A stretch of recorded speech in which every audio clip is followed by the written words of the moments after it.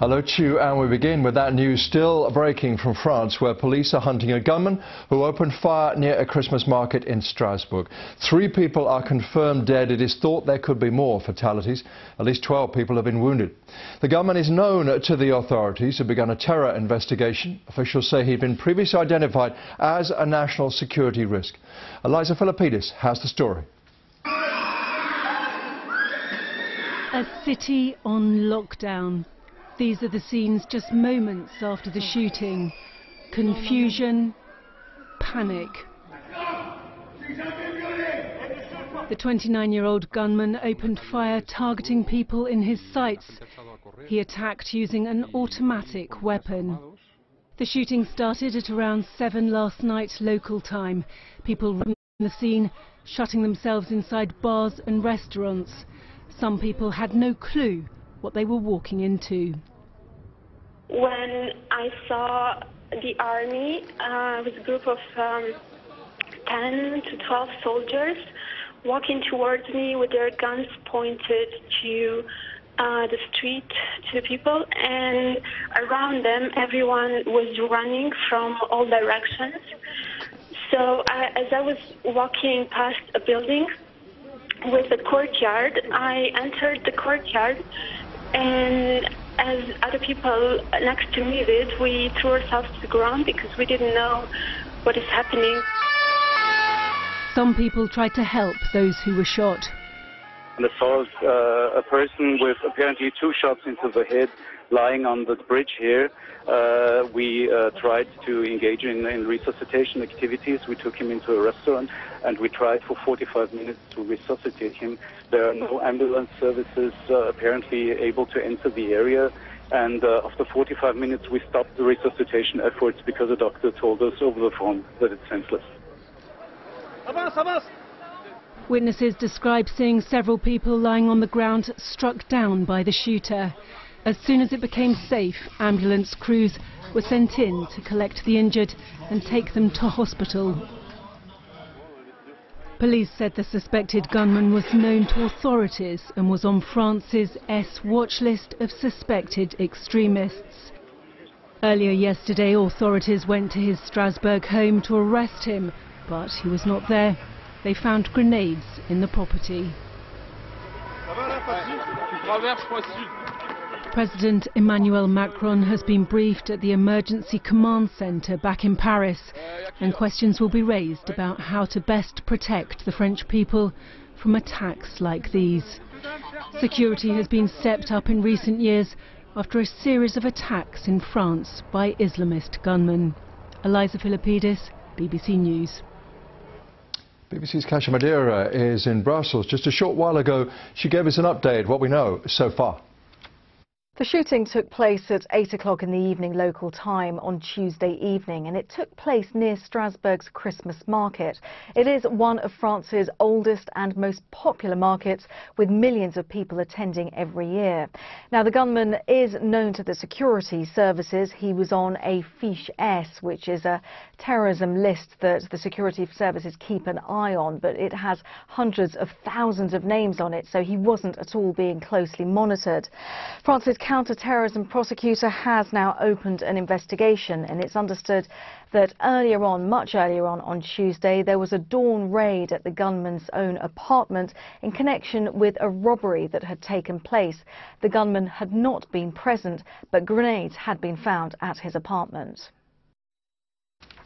Kasia Madeira there for us, of course. We can go now to Pierre France. He's a local journalist in Strasbourg. Pierre, thanks very much for talking to us. What is the latest from your end? Well, the latest was the rise of the death toll. We learned that a 3rd casualty was added a few moments ago.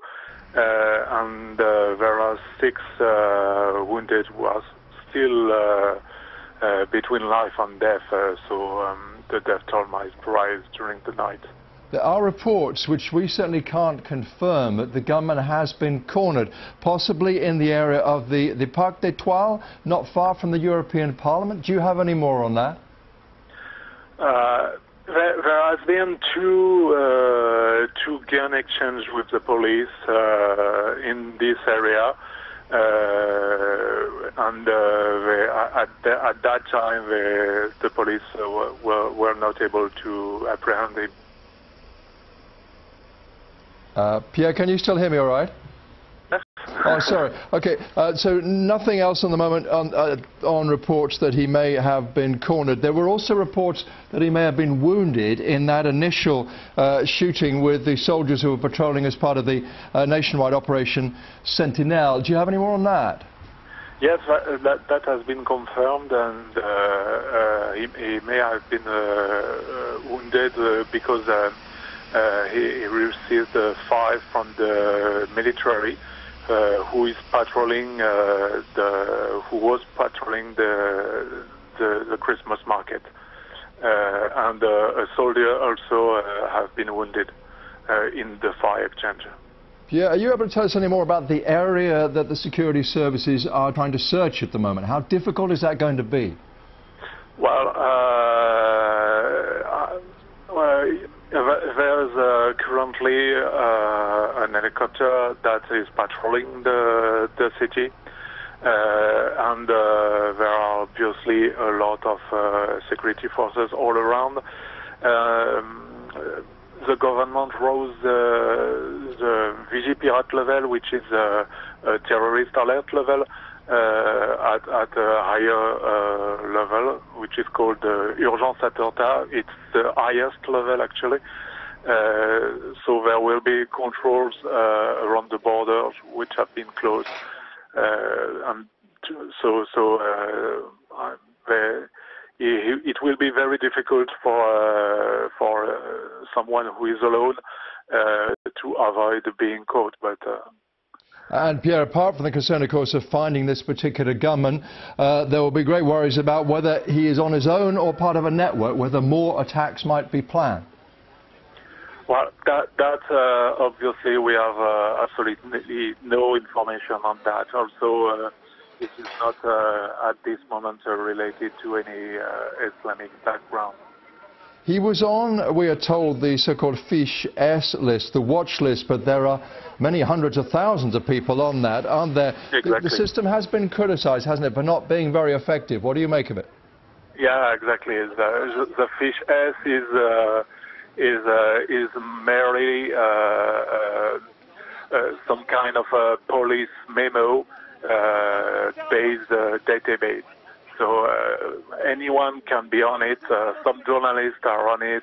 Some environment activists are on it, and of course Islamists. And there are many people who are in this database. It doesn't mean anything. Well, Pierre France, journalist based there in Strasbourg, thank you so much for giving us your time tonight. Well, you saw him just now, accidentally, on your screens. With me here in the studio, Dr. Joseph Downing from the London School of Economics. I know you specialise in French security and in politics. I do appreciate you staying around. It's very early in the morning, very late in the morning in London at the moment. What do you make of the operation? There are great concerns about the French security services and how they coordinate with everybody else who may be working on this now. Yeah, I mean they're entering a very problematic phase in this operation, to be honest, because they're trying to apprehend this individual before he can undertake what several other individuals have done in France, which is to go out in a blaze of glory in a hostage type situation where that has happened with Mohamed Merah in 2012, or those that took hostages in the Hypercacher supermarket in Paris. So they'll be desperately seeking to find this individual, but also, as you've highlighted, they'll be racing to find any information they can on who this guy is, what are his connections, if he has any, to criminality or to broader sorts of terrorist networks, and are there further attacks planned? The fact that grenades are found in his apartment this morning is actually quite worrying, because it hints at a bigger cache of arms. And on that point, there have been several instances, haven't there, of so-called petty criminals carrying out relatively low-level crimes, but using heavy-duty weaponry. Yeah, it's such a big problem in French cities. I spend part of my time living in Marseille in the south, and you know, in Marseille, in Paris, in Lyon, robbing a corner store with a Kalashnikov is almost a daily occurrence. You can actually purchase a Kalashnikov in most French cities for just a few €100. I mean, this is really, really worrying. Occasionally the police find rocket launchers and all kinds of military weapons, which, you know, because these individuals have connections in the crime world, can get hold of under the pretense of committing a crime and then go out and commit a terrorist attack. And the authorities were apparently trying to pick him up as a robbery or burglary suspect. You could say, though, couldn't you, that the system worked in some ways. This military initiative, Operation Sentinelle, which was nationwide, it was soldiers patrolling as part of that who made contact with him, who we're told wounded him. Yeah, no, in this particular case, possibly, but there have been numerous other cases where those soldiers taking part in the operation have actually been targets themselves. And to me, that operation, in terms of its effectiveness, is more really about reassuring the public and making a kind of symbolic gesture that we're doing something, rather than it actually really being that effective on the ground. Have you heard any more from your sources about this suggestion, which I say we absolutely cannot confirm, that the suspect may have been cornered somewhere around this Parc d'Etoile, which is not very far from the European Parliament? No, I mean, I don't have any more information other than that. But this is, as I said, an extremely delicate phase of the operation, because this is a densely packed urban area. Anyone that's ever looked at, you know, counterinsurgency or policing of these kinds of areas can see that things can get very messy very quickly, and they're going to want to try and, you know, get this guy out of here as soon as possible. And just to look for someone in an area like that as a citizen, someone who is not armed, is tricky enough, but in this circumstance, really difficult. Yeah, needle in a haystack. I mean, we're talking about the guy could be in a bin, the guy could be in a bin room, the guy could be hiding in someone's apartment, he could be in a cellar. I mean, really, it is so difficult. It's a needle in a haystack type operation.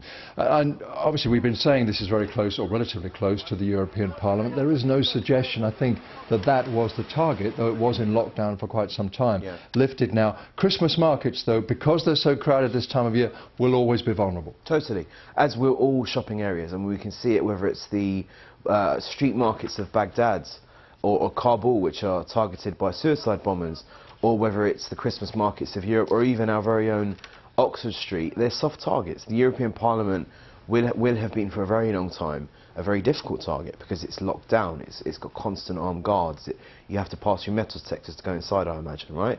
Like many other political buildings in Europe. Whereas Christmas markets, shopping streets, you can't check everybody, it's not an airport. You can't have that level of security where you have to go through a body scanner, it's just not feasible. Thus they remain soft targets. Dr. Joseph Downing from the London School of Economics, really appreciate you talking to us and staying with us. Thank you so much. Now, more on our breaking news from Strasbourg coming up. Stay with us on BBC News. Report 2 on The Guardian's journalists killed and imprisoned, now collectively named Time magazine's Person of the Year.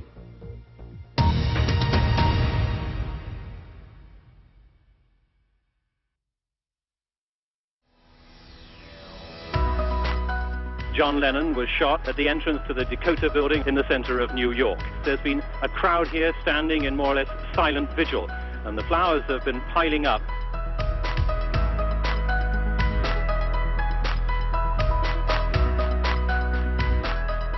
The 14th ceasefire of this war ended at the walls of the old city of Dubrovnik. This morning, witnesses said shells were landing every 20 seconds. People are celebrating the passing of a man they hold responsible for hundreds of deaths and oppression. Elsewhere, people have been gathering to mourn his passing. Imelda Marcos, the widow of the former president of the Philippines, has gone on trial in Manila. She's facing 7 charges of tax evasion. She pleaded not guilty. The Prince and Princess of Wales are to separate. A statement from Buckingham Palace said the decision had been reached amicably.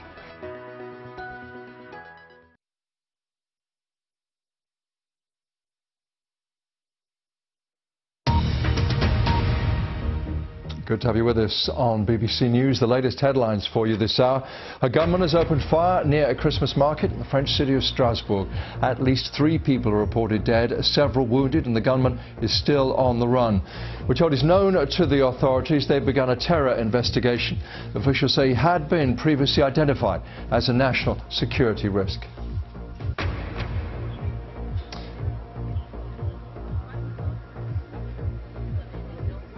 There is other news around, of course, quite a lot going on, in fact.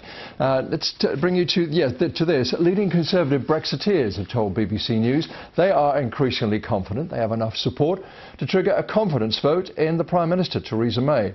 So far, no official confirmation of that. Our political editor, Laura Kuenssberg, says the mood has darkened, though, around Theresa May in Westminster. Several sources have told the BBC, including a cabinet minister, that they do expect the Prime Minister is now going to have to face a vote of no confidence from those in her own party. Yes, enough of her MPs, it's believed tonight, have submitted letters to the chair of the Tory backbench committee to trigger a contest, an attempt to force her out. Now, I stress, though, and I can't say this heavily enough, there is no official confirmation of this. Number 10 are downplaying it. Sir Graham Brady, the man who only really he knows, will not make any comment on this. But it is a marker of the degree of concern, the degree of disagreement, the degree of anxiety and the lack of faith in the Prime Minister's leadership, that is the sense here, the very profound sense here that's changed in the last couple of days. And from talking to people about this over, a period of more than 2 years now, my sense is there were many people on the Remain side as well as the Brexit side who were willing always to give her the benefit of the doubt, but that goodwill is ebbing away pretty fast. As I say, we can't be exactly sure about the next sequence of events, and I can't stress that heavily enough. And we may well be at the stage where Theresa May has one last chance to fight for her leadership, one I'm pretty sure she will absolutely take, because if we've learnt one thing about the Prime Minister through all of this turmoil, she is certainly not somebody who gives up without a fight. Laura Kuenssberg for us just outside the Houses of Parliament. President Trump's first meeting with senior Democrats since they won control of the lower house, the House of Representatives, in November's midterm elections has ended in a televised row. Mr. Trump said he would be proud to shut down the US government if he doesn't secure billions of dollars in funding for a border wall from Mexico. Nancy, I do. And we need border security. Nancy, we need border security. You were called 20 times to shut down the government. You say, I want to shut down the government. We don't. When the president brags that he won North Dakota and Indiana, he's in real trouble. Please don't characterize the strength that I bring to this meeting. Elections have consequences, Mr. President. I am proud to shut down the government for border security, Chuck. Quote that may come back to haunt him. Let's get some more of the main news for you. Days after the detention of a top Chinese telecoms executive in Canada, Justin Trudeau said he is seeking answers over Beijing's detention of a former Canadian diplomat who now works for a think tank. It's not clear whether his detention is linked to the arrest of Meng Wanzhou, who's the chief finance officer of the mobile phone company Huawei. Jurors say the man who drove a car into a crowd of protesters in Virginia last year, killing a woman, should serve a life sentence plus 419 years in prison. After 2 days of deliberation, a jury recommended on Tuesday that James Alex Fields also pay $480,000 in fines for his crimes. He still faces a number of hate crime charges and a separate federal trial that could bring the death penalty. At least 4 people have been killed in a shooting inside a cathedral in Brazil. Gunmen opened fire on worshippers in Campinas in the state of Sao Paulo just as the midday service was finishing. Police say he fired 2 weapons and appeared to target people at random, then killed himself at the altar. Many of his victims were elderly. 6 people claiming to be migrants from Iran have been rescued from a small boat off the south coast of England. More than 100 migrants have crossed the English Channel from France in November. The Dover-Calais route is the world's busiest shipping lane. British authorities are warning of the dangers of trying to cross it in small vessels. Our correspondent, Colin Campbell, has this exclusive report.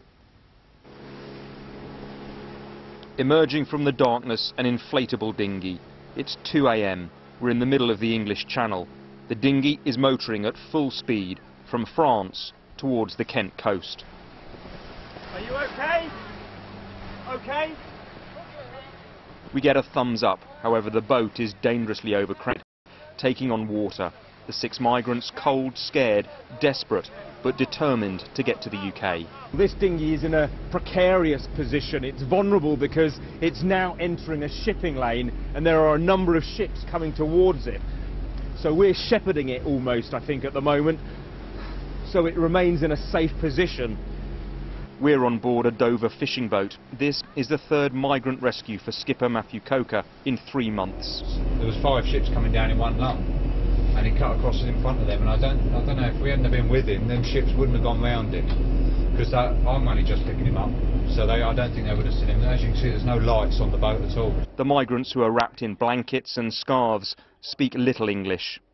Where are you from? You're Iranian. The water at the moment appears to be going into the back of the dinghy, but they're continuing, they're not stopping, they don't want our help. It's a desperate race to try to get to the UK for these people. Although they decline our offers of help, they do stop to ask for water, which I lower down to them in a net. Okay. In the last 3 months, more than 100 migrants have made this treacherous crossing. A fortnight ago, we exposed how some of the smuggling operations are being planned from a makeshift migrant camp in Dunkirk. We secretly filmed using an undercover researcher. A boat, it will cost you £3,000 to £4,000. I'm taking 3 people with me. They pay in cash. We get a boat and off we go. Last night the weather and sea conditions in the channel were good, but in a small boat in the dark it's still incredibly dangerous. The message is going back to the camps or to the people on the other side, to the gangs, that it's working. So more are going to come, and I'm certain they will keep coming until there's an absolute tragedy. These migrants were safely rescued by the RNLI and the Border Force, but it is a potentially deadly route that more and more are trying. Despite winter, despite the risks, the migrants keep coming. Colin Campbell, BBC News, Dover. Now, some call them the Guardians. Journalists killed and imprisoned have been named Time magazine's Person of the Year collectively. Among them, 2 Reuters reporters imprisoned in Myanmar. It was a year ago that Wa Lone and Jo So-u were arrested for investigating a massacre of Rohingya Muslims by the Burmese army. Their families have again called on Myanmar's government to release them. Our correspondent Nick Beak reports now from Yangon. It's a special moment in Myanmar when any baby reaches 100 days old. Here, for Tet Ta Angel's mum, the proudest of days. But it's a party her dad isn't allowed to come to. He's behind bars. A journalist who says his only crime was doing his job. Wa Lone and his Reuters colleague Jo So-u were about to expose a massacre by the Burmese army. And it's widely believed that's why they were set up and then convicted. This is an auspicious and supposedly happy day for my daughter, so I'm trying to smile. But deep down, I just miss my husband so much. All the time I have been hoping he'll be released.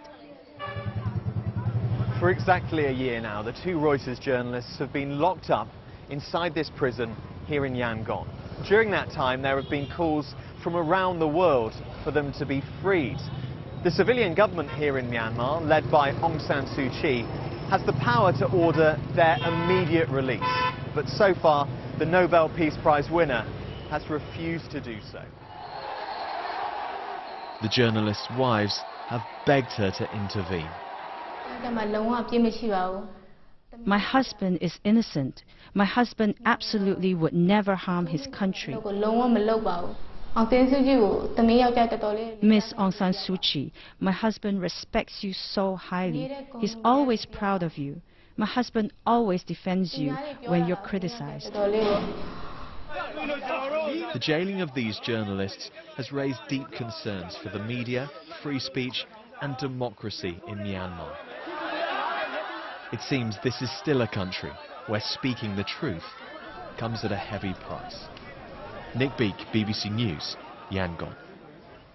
Just before we leave you for a few moments, a reminder that breaking news, a huge manhunt is underway right now in the French city of Strasbourg, where a gunman killed 3 people and wounded 12 others near a busy Christmas market. France's Interior Minister said 350 officers are searching for the suspect, who was known to the security services. That's it for now. Much more to come. Thank you for watching.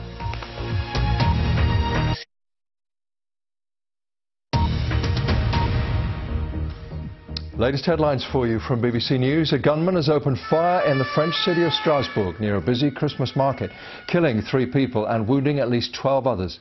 After an emergency meeting in Paris, the Interior Minister has confirmed the gunman is still on the run. The suspect is known to the authorities who've begun a terror investigation. Officials say he'd been identified as a national security risk. Earlier on Tuesday, he escaped a raid on his apartment, which uncovered a number of grenades. The French government says it's moving immediately to strengthen security on its borders.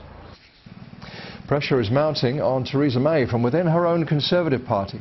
Leading Brexiteers have told the BBC they are increasingly confident they have enough support to trigger a vote of no confidence in her. She's been visiting European leaders trying to rescue her Brexit deal.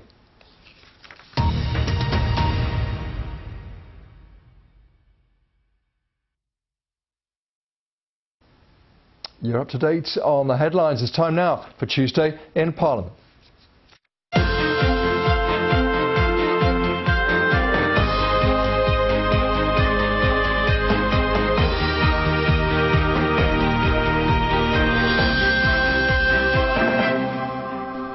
Hello there and welcome to Tuesday in Parliament.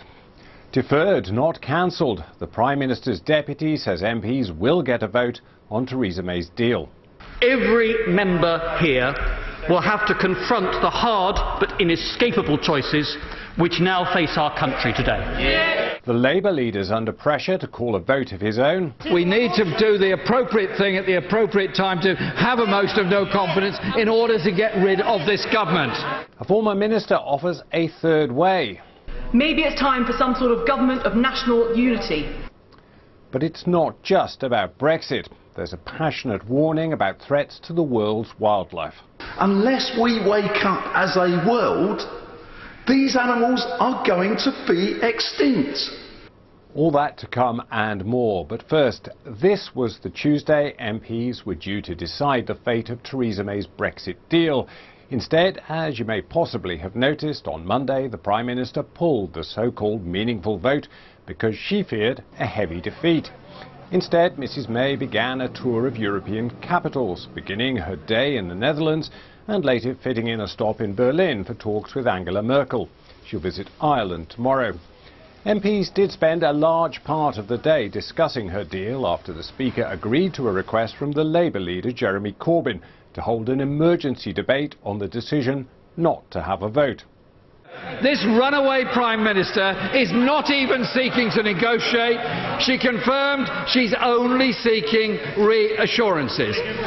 Mr. Speaker, our Prime Minister is traipsing around the continent in pursuit and search of warm words when she can get out of the car to hear them. It really is, Mr. Speaker, if I may say so, the unspeakable in pursuit of the unwritten. A waste of time and a waste of public money. Because of her own unworkable red lines, the European Commission says it will not renegotiate with her. And the Prime Minister concedes she is not negotiating either. So what on earth is she doing, travelling from capital to capital in Europe? It can't be Christmas shopping, I'm sure that's not the case. So what on earth is she doing in Europe? But worse than that, Mr. Speaker, it shows that once again she is simply not listening. Theresa May's deputy said she'd spent 22 hours before MPs during the last month, and the meaningful vote had been deferred, not cancelled. My right honourable friend, the Prime Minister, is determined to do everything in her power now to secure the safeguards and assurances for which so many right honourable and honourable members have called. And as in every step in these negotiations, she is motivated by the national interest and by nothing else. And when we know the outcome of the talks now underway, the government will bring the debate and the decision back to Parliament. At that point, Mr. Speaker, not only the government, but the House, every member here will have to confront the hard but inescapable choices which now face our country today. Yeah. Surely he will agree with me that after yesterday the Prime Minister has shredded her credibility, and many people on both sides of the House now find it almost impossible to believe a word that she says, because she asserts one thing one day and then the opposite the day after. She sends her cabinet out to assert the vote is going on, even as she's planning to pull it. Surely he must understand that we cannot go on with this Prime Minister at the helm. The problem not now that ministers do not know themselves whether they're telling the truth to this House of Commons, because they are not being told the truth by the Prime Minister. This is now a question of trust, and that is the reason that the DUP are not supporting the government. It's not just a question of policy detail, it's a question of breaking trust. Ministers don't even know when they're telling the truth or not to this House anymore. David Lidington said the decision was approved by the Cabinet, but he wasn't the only senior figure under pressure. Will he not do the right thing now and table a motion of no confidence in this government so we can be shut of them? Jeremy Corbyn. Mr. Speaker, I tabled this motion today, which the members supported the tabling of. We have no confidence in this government. We need to do the appropriate thing at the appropriate time to have a motion of no confidence in order to get rid of this government. As the Prime Minister tried to break the deadlock on the continent, in the Commons one former Cabinet colleague did float some possible solutions. I don't know how we test the parliamentary opinion if we don't have a vote. Maybe we need to get together a special select committee of senior members of Parliament to hammer out what we mean. Maybe it's time for some sort of government of national unity. Maybe it's time for a free vote in an eventual vote on the deal, avoiding usual party political constraints. What I do know is that with 108 days to go until this country leaves the European Union, if the government cannot sort this out on this matter of great national importance, then Parliament must step in, must stop posturing and actually get down to work to hammer out a deal. Thank you. Earlier, MPs tried to find out when they will finally get to vote on that Brexit deal, amid claims that ministers might find a loophole to avoid having a vote at all. Under the EU Withdrawal Act, if no deal is reached by January the 21st, including if the deal is rejected by MPs, then the Prime Minister must make a statement to Parliament. Some MPs wondered if the existence of any deal could let the government off the hook. A Brexit minister tried to reassure MPs that they would still get a say. So it is our clear intention that this House will consider this matter before the 21st of January and have the opportunity to decide on the deal. But let me also say this clearly. In the unlikely and highly undesirable circumstances that as of the 21st of January there is no deal before the House, the government would bring a statement to the House and arrange for a debate as specified by the law. I am confident that we will have a deal that this House can support, and I hope that the statement puts the rest of the concerns of honourable members about the government's commitment to meet the spirit as well as the letter of the Withdrawal Act and to respect the will of this House. Robin Walker was answering an urgent question from a senior Labour MP. Now that the government has pulled the vote, we don't know when a vote will come or even whether a vote will come on the deal. Number 10 official spokesman said this morning that it will come by the 21st of January, and the Minister said it would come by the 21st of January. However, yesterday morning the Environment Secretary, who was sitting on the front bench, told us and confirmed that the vote was 100% going to happen. And yesterday at 11 o'clock, number 10 spokesperson said the vote is going ahead. By 3:30 the Prime Minister had pulled it. These warm words are therefore not enough when so much is at stake. If members opposite continue to oppose any of the very generous compromises that are being put forward, at what point will he withdraw the offer of £39 billion for the bureaucracy in Brussels and spend it preparing for the full, clean World Trade Organisation Brexit that over 17 million people have voted for? Mr. Speaker, it's been made very clear in the last 24 hours by many member states of the European Union and by Jean-Claude Juncker and Donald Tusk that there is no question of any meaningful renegotiation. So can I ask the Minister now for a cast-iron guarantee that the initial deal will be brought back to this House for a vote before the 21st of January? Mr Walker said he'd already said he'd bring forward a motion, and he rejected her call for another referendum. In 108 days, we run out of road, and the only red line that has not been laid down is the one in front of the cliff's edge, falling into a chaotic no deal. Can I urge the Minister and the Government to bring forward the meaningful vote to next week, because by then, at least, we will know what cosmetic changes have been made. Exactly right. The Minister said it wouldn't be right to rush into the vote before Theresa May had sought assurances in Europe, but MPs remain suspicious. Is the government's strategy to continue to give us a meaningful vote, or is it instead to run down the clock and, in the words of the Godfather movies, in the face of no deal, to make us an offer that we can't refuse? Robin Walker said the government would make a statement to MPs even if there were no deal. Brexit also dominated questions to the Chancellor, with Philip Hammond under pressure to rule out leaving the European Union without a deal. He also faced repeated warnings about the impact that Brexit could have on businesses. The initial focus was on the increasing difficulties faced by retailers. Chancellor doesn't like it when I use what he calls my synthetic passion. So very quietly today, can I beg him? Can I beg him to take very seriously indeed where we are as a nation? It looks like we're heading for financial meltdown. Will he do something to stop this madness? There's a couple of points here. First of all, I should just say to the honourable gentleman that I was actually congratulating him the other day on his display of synthetic anger, which is one of the best in the House. I'm pretty sure. It's almost real. It's almost real. On the wider point, the High Street is facing challenges because of the uptake of online retailing across the UK at a faster rate than in any other large economy, and that means our high streets are going to have to adapt. And the government can't save the high street from the need to change. What it can do is support it as it goes through that process of change. Yesterday, businesses lost 2% of their value. UK firms have got no sympathy for a UK government that is feared to put its shoddy deal before this House. Will the Chancellor stand by the words that he said previously? Remaining in the European Union would be a better outcome for the economy.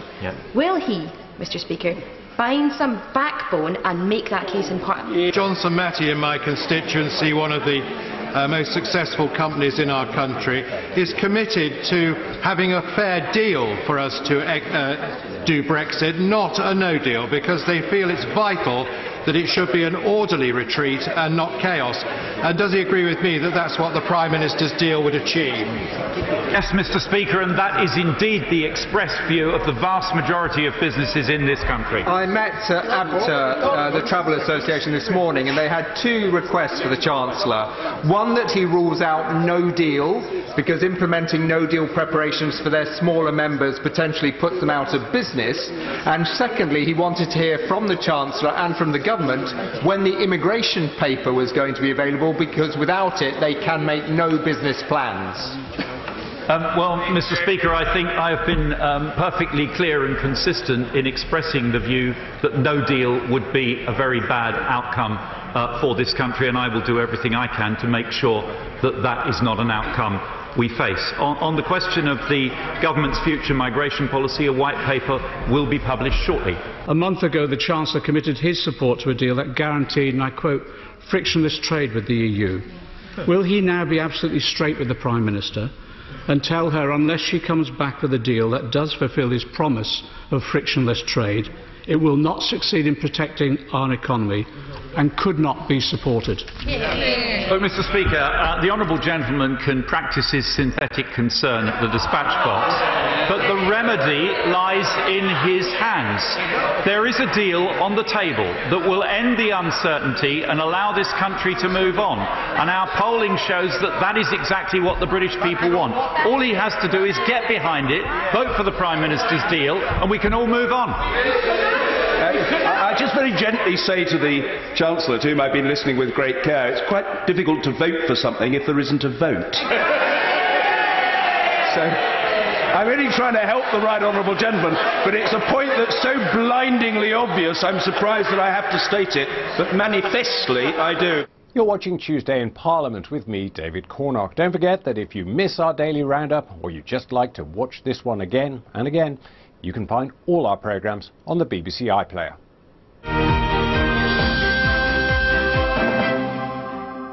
A former health minister has launched an attempt to legalise the possession and consumption of cannabis. The Liberal Democrat Norman Lamb wants the UK to follow the example of Canada and allow people to buy a safe, regulated and taxed product. He said the government's recent decision to legalise cannabis-based medicines, but with restrictions on who could access them, wasn't working.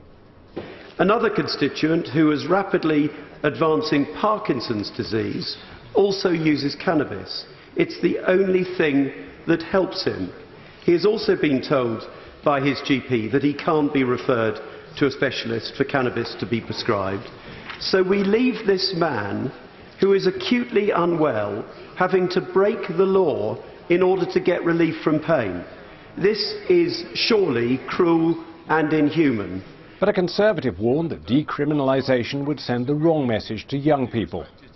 I'm sure, Mr. Speaker, we can all agree that something does need to be done about the current situation with cannabis use in its current form that is wrong and unsustainable and doing a great deal of damage to our society. But I do not believe that liberalising it in the way that has just been proposed and decriminalising it will be the answer.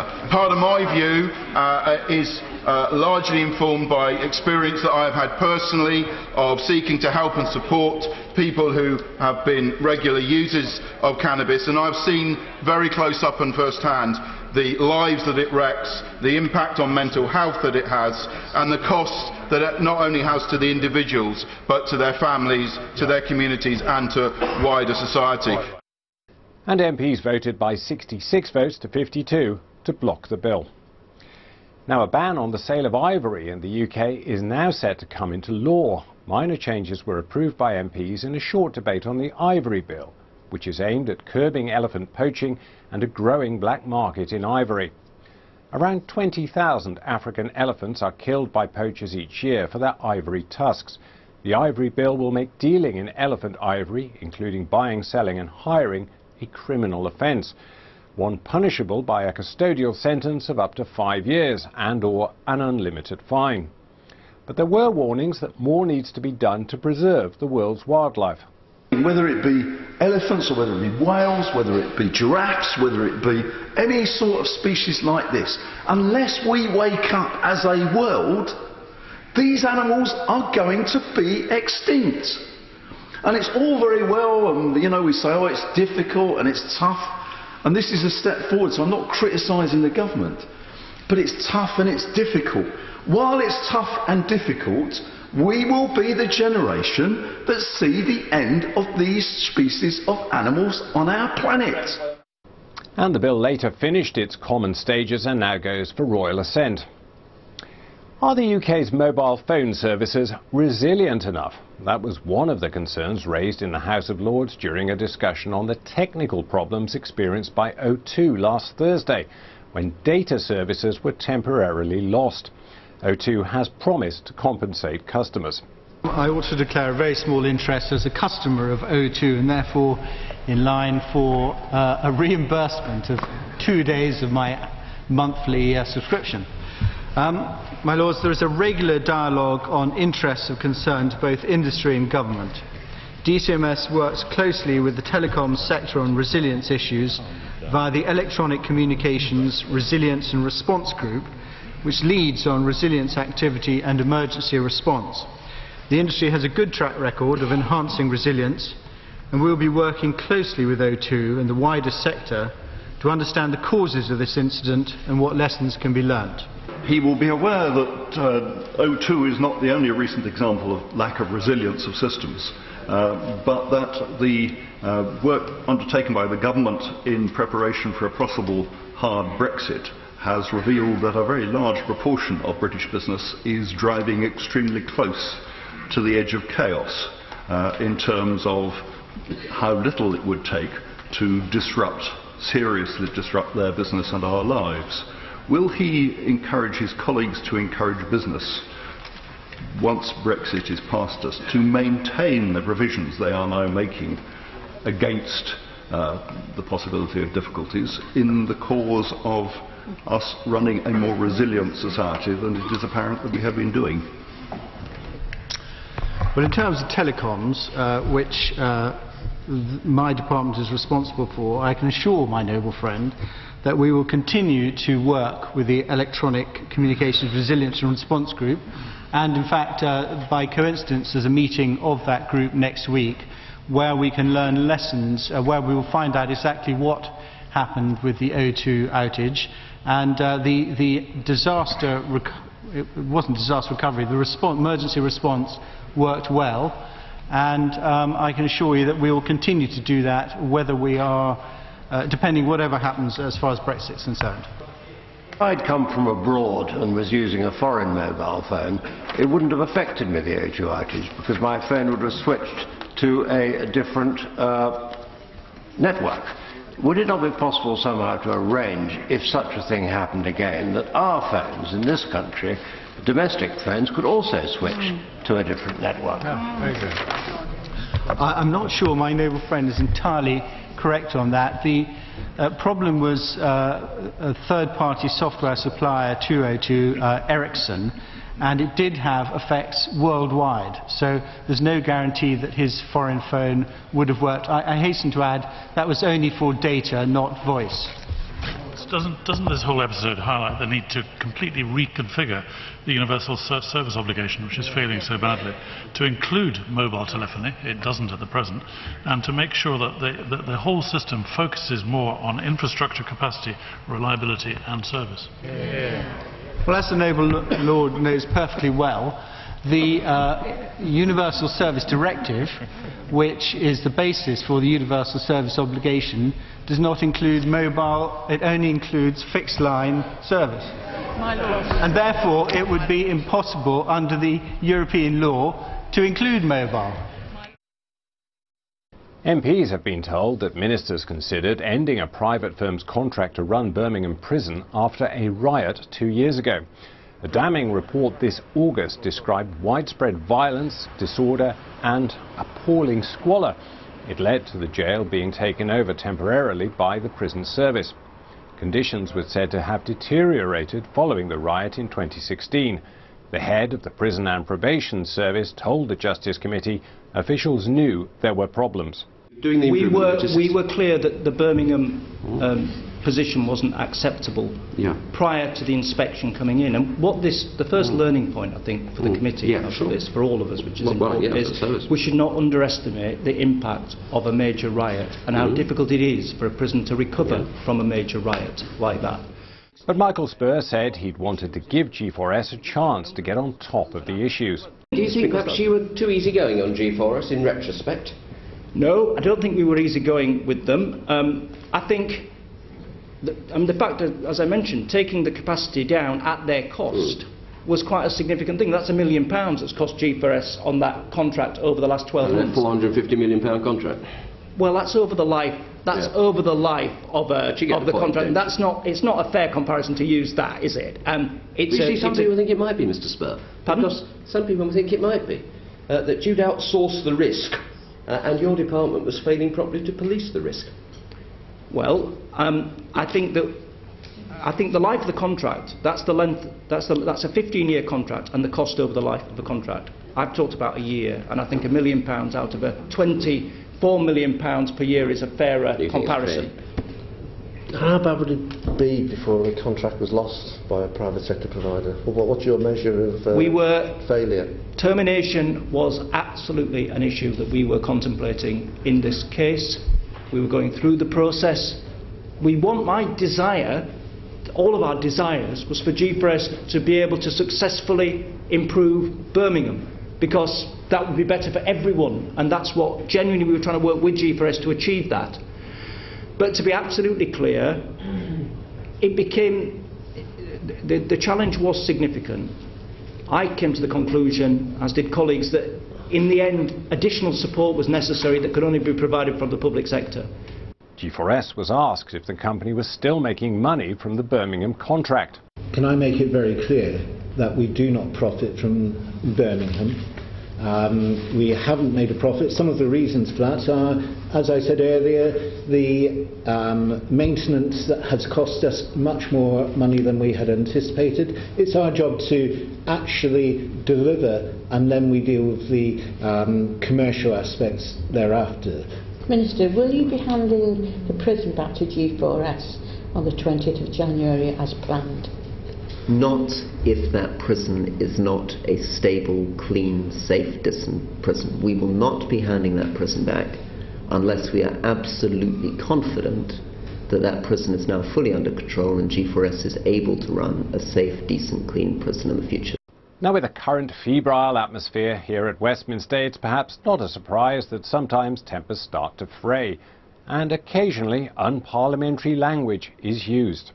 During the response from the Leader of the Opposition, I said to my colleague, the Honourable Lady for Motherwell and Wishaw, that I wish the Leader of the Opposition would answer a question. It then prompted the Honourable Gentleman from Bolsover to turn around to me and call me a piece of shit. Mr. Speaker, he then went on to defend that, telling a journalist that he was just putting me in my place. The member for Bolsover is the Labour veteran Dennis Skinner.